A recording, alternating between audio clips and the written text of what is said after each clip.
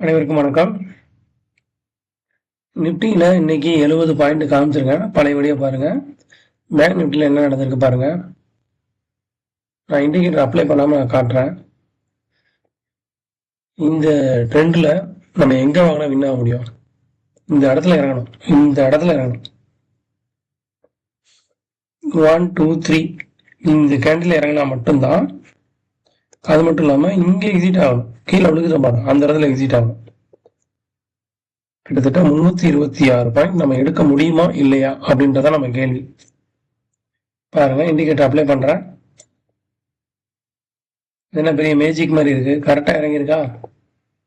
கரெக்டா எக்ஸிட் ஆயிருக்கா? 326 பாயிண்ட்ல 286 பாயிண்ட் பிடிச்சிருக்கு. இல்ல, அதை விட அதிகம். இங்கேயும் இங்கேயும் 280 பாயிண்ட் பிடிச்சிருப்பான்.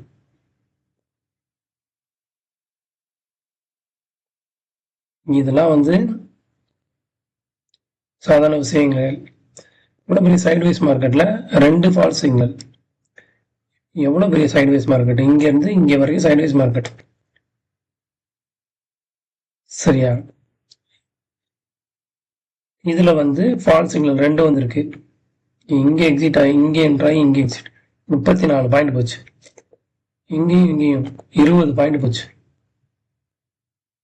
20 பாயிண்ட் ஆகிட்டு நம்ம எடுத்தது 280 பாயிண்ட். மொத்தம் இன்னைக்கு பேங்க் நிப்டில நம்ம 250 பாயிண்ட் வரைக்கும் நம்ம எடுத்திருக்கோம்.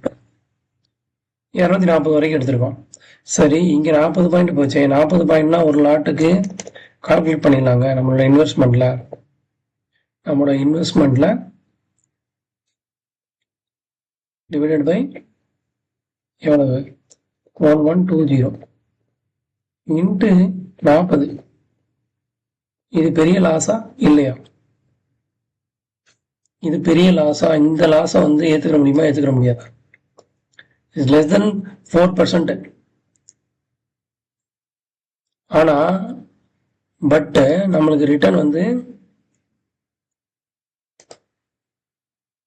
எவ்வளவு?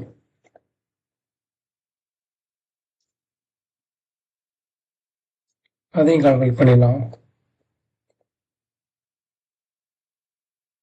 Divided by 1220 81 into 240.